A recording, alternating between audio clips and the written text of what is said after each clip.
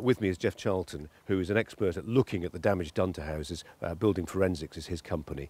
Interestingly, Jeff, you make the point that these people who've got their sandbags against their front doors, if the water gets in, they think they've got a problem on the ground floor, but no, actually, their problems are only beginning.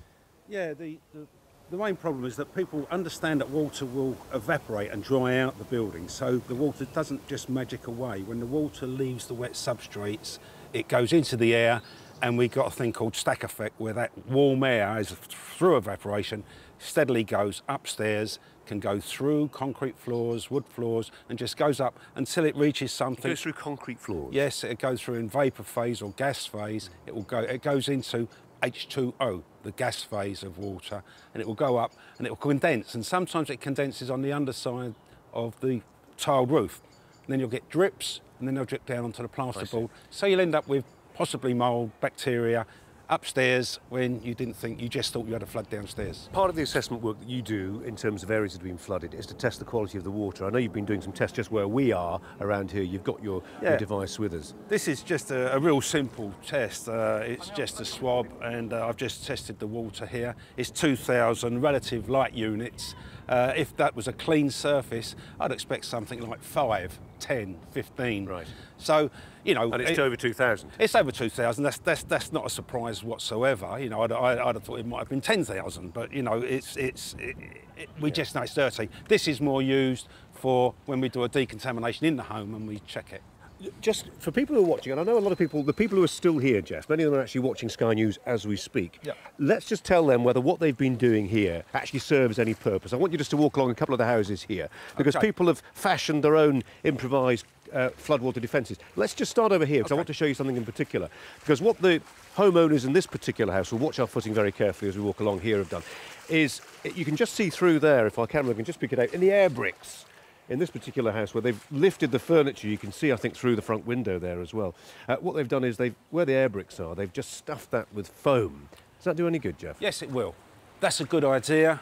You know, that's expanding foam, so it's actually squeezed as tight as it can be, and that's giving it some sort of waterproofing. However, lots of the services that go into that house, electricity, gas, water, are channeled through holes in the floor, so the water could well go into the cavities under those air bricks are underneath the floor. Yeah. So the cavities under the floor, the solum, that could be full of water that will come up. On the other side, I don't know if we can, just over here actually, on the other side of South Avenue where we are in Egham, you can see a car that's been put up on bricks. A lot of the people here, Jeff, when they heard on Monday that the local reservoir had overtopped its banks, they didn't have very long. It was almost a case of, OK, we've got half an hour. Yeah. What should they prioritise? People who live there, maybe they decided actually what we want to do is protect our car, let's jack it up on bricks. What's the first thing that people should think about doing?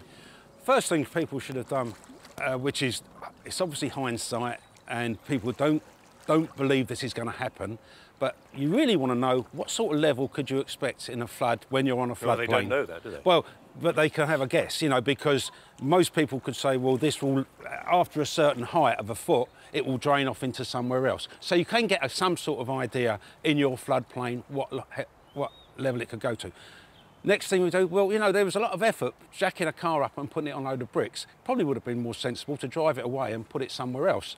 Easier said than done. Easier said than done, OK, but that would have been the first thing. Next thing we do, as we've just seen, someone's filled their the air bricks.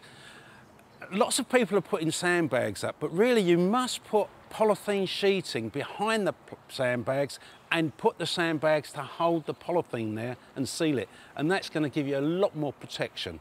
Next thing that people want to do is they ought to have a contingency risk plan ready, so that the first thing that anybody's going to want to do when they come into their home that's been flooded is turn the heating on to try and get some form of evaporation and dry the house out. If they see condensation on the upstairs windows, they know they've got a problem. I sense, Jeff, you've got some more good ideas that actually will practically help people right now. Hopefully we'll get through some of them a little later on. We've got a special programme from 7 o'clock. Perhaps we can reflect some of those interesting ideas as to how practically people can best defeat the problems that currently beset them. Jeff Charlton, thanks very much indeed. Well,